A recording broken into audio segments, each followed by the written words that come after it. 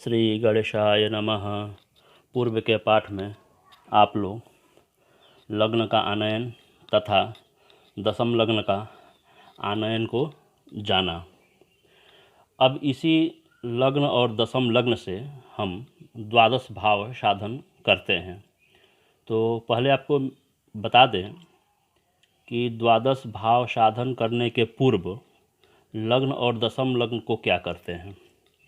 तो लग्न में 6 राशि अगर जोड़ देते हैं तो सप्तम भाव हो जाता है, और दशम लग्न में 6 राशि जोड़ देते हैं तो वह चतुर्थ भाव हो जाता है।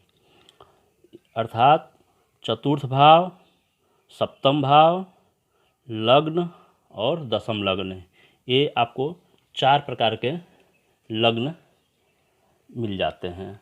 अर्थात इन 4 प्रकार के लग्नों का मतलब ये हुआ कि 4 भाव मिल जाते हैं। अर्थात प्रथम भाव, सप्तम भाव, चतुर्थ भाव और लग्न, इस प्रकार से 4 आपको भाव मिल जाते हैं।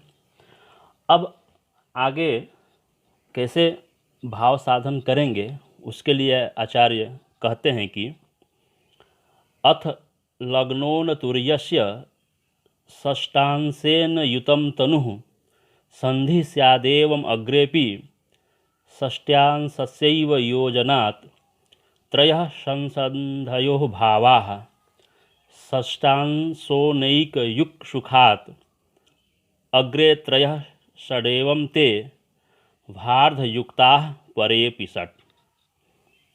अर्थात जो चतुर्थ भाव, लग्न, सप्तम भाव और दशम लग्न आया है उसके माध्यम से हम तो दशम लग्न में 6 राशि जब जोड़ देंगे तो चतुर्थ भाव हो जाएगा। तो उसको क्या करते हैं कि चतुर्थ भाव में लग्न को घटा देते हैं। जो शेष बचता है उसमें हम 6 का भाग देते हैं। 6 का भाग देने के बाद से जो अंशादि लब्धि होती है उसको हम लग्न में जोड़ देते हैं। तो जब लग्न में जोड़ देंगे तो वह हो जाती है लग्न की संधि हो जाती है। इसी षष्ठांश को लग्न के संधि में जब जोड़ देते हैं तो द्वितीय भाव हो जाता है, और द्वितीय भाव में उसी षष्ठांश को फिर से जोड़ देते हैं तो द्वितीय भाव की संधि हो जाती है। एवं आगे भी उसी क्रम से उसी षष्ठांश को जब जोड़ देते हैं तो तृतीय भाव और तृतीय भाव की संधि हो जाते हैं।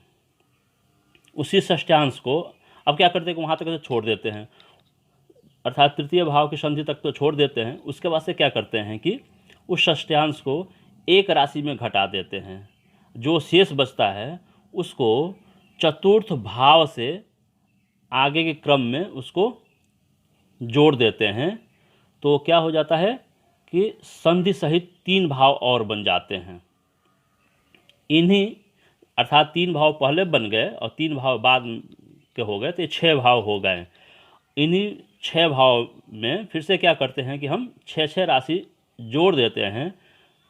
तो जो भी शेष जो भी बचता है वो सप्तम भाव से लेकर द्वादश भाव पर्यंत 6 भाव बन जाते हैं। तो इसी क्रम से हम द्वादश भाव की आनयन हम करते हैं। अर्थात हम उदाहरण के माध्यम से आपको समझाने का प्रयत्न करेंगे कि कैसे हम द्वादश भाव बना सकते हैं। तो जो आप लोगों के सामने दिख रहा है उसमें हम क्या करेंगे कि दशम लग्न को उसमें 6 राशि जोड़ देंगे तो चतुर्थ भाव बन जाता है। तो चतुर्थ भाव जो है आपके सामने है 5, 11, 15, 16, अर्थात राशि अंश गला बिकला में है, और लग्न है 2, 21, 41, 10। इसको क्या करते हैं कि हम घटा देंगे और 6 का भाग देंगे।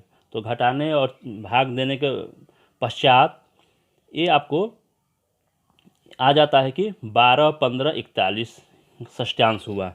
ये जो 12, 15 जो 41 षष्ठांश हुआ उसको हम लग्न में जोड़ देते हैं तो प्रथम भाव की संधि हो जाती है। फिर से संधि में प्रथम भाव की संधि में इसी को जोड़ देते हैं तो द्वितीय भाव हो जाता है, फिर से द्वितीय भाव में इसको जोड़ देते हैं तो द्वितीय भाव की संधि हो जाती है, फिर से वो इसी को 12, 15, 41 को जोड़ देते हैं तो तृतीय भाव हो जाता है, फिर से उसको जोड़ देते हैं तृतीय भाव की संधि हो जाती है। और चतुर्थ भाव आपका पहले हो ही गया है क्योंकि 5, 11, 15, 16 पहले से है चतुर्थ भाव।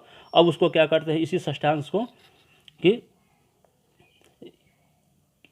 उसको एक राशि में घंटा देते हैं और जो आता है उसको चतुर्थ भाव में आगे से उसको जोड़ दे देते हैं।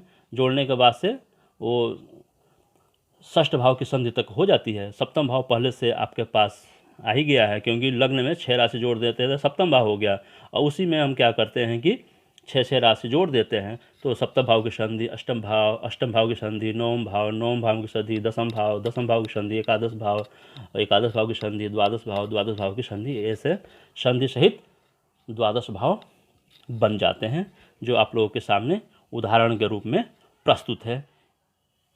इतना ही इस पाठ में आप पढ़ेंगे। धन्यवाद।